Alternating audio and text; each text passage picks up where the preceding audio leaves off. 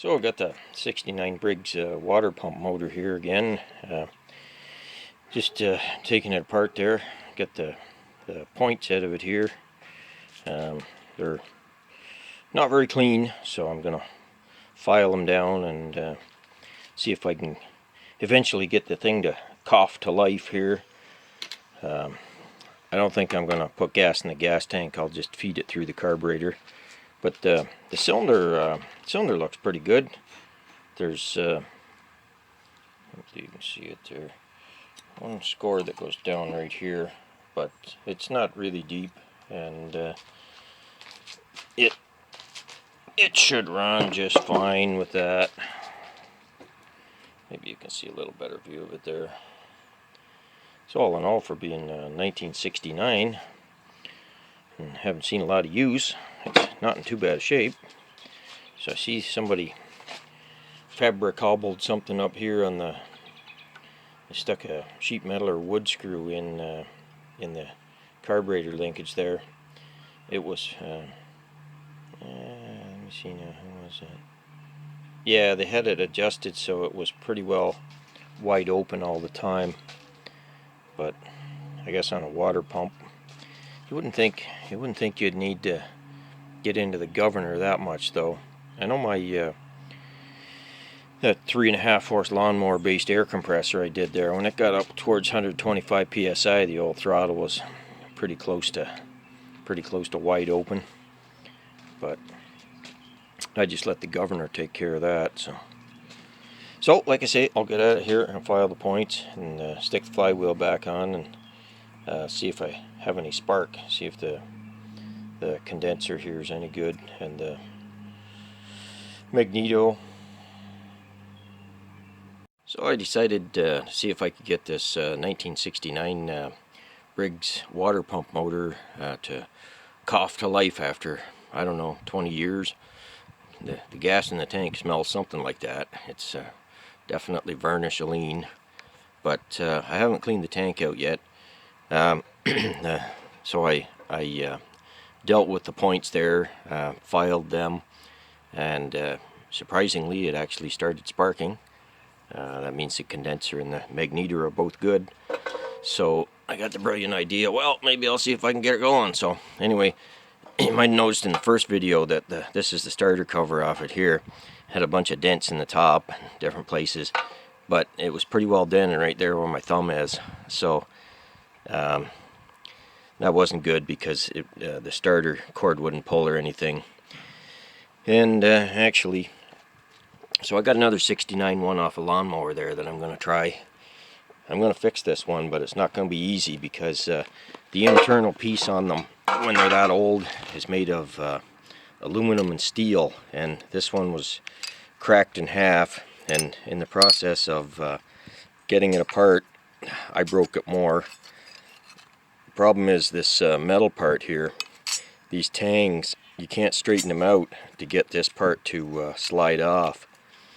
So actually I guess it goes this way. Yeah, it forms a passageway in between them for that the rope goes in anyways. So I thought I could fix it. I probably could JB weld it back together, but I don't know if I'll do that. I might. You know, it's kind of a lost cause. But anyway, either way, if I have to, I can't pound the dent out of it there without cutting it off. There's just no way. I tried and tried. Like I say, I got most of the dents out of the cover here. The top was all dented up too. It's not perfect, but you know, it's usable. The flywheel will clear it now. Before it wouldn't. Motor wouldn't rotate over because the fins were hitting and different things. But anyway, this is the first one of these that I've ever tried to take apart. It wasn't very successful. Like I said, it was already broken. This piece was already broken off it, but considering it only is subjected to the force of you pulling on the rope, and then it doesn't rotate. Like, it doesn't rotate with the motor. I would think JB weld will be strong enough to hold that together. But anyway, so next in line here, I'm gonna get some gasoline there and see if we can get this old lad to cough back to life here. Okay, so I got my mustard out here. I'll just put a little bit of it. Choke doesn't slide very well on this old lad. A few drops in there. Close the choke back up about 3/4 of the way. See if she'll cough to life. I'm sure the throttle's open too. That's always helpful.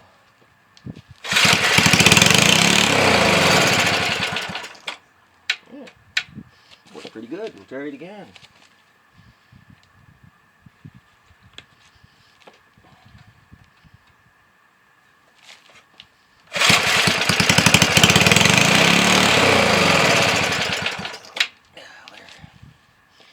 So, it does indeed run.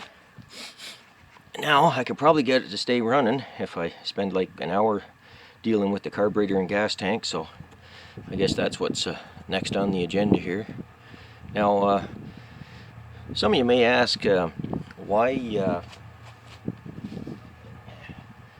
would I, spend an hour bashing the dents out of a 1969 Briggs starter cover when they're like a dime a dozen, but anyway, I don't know, you'd have to call it a labor of love, I guess.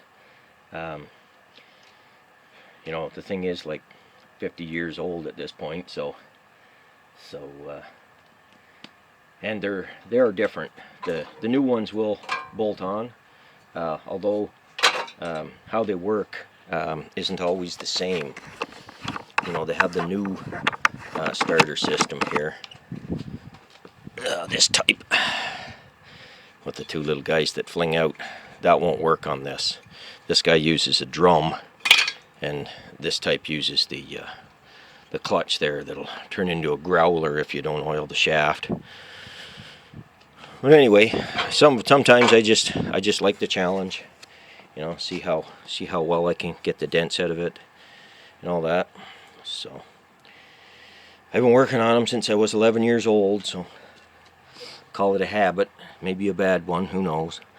But nice to see spring here. Unfortunately, allergies are killing me off, but so I'll be outside catching some rays here in the sun, working on this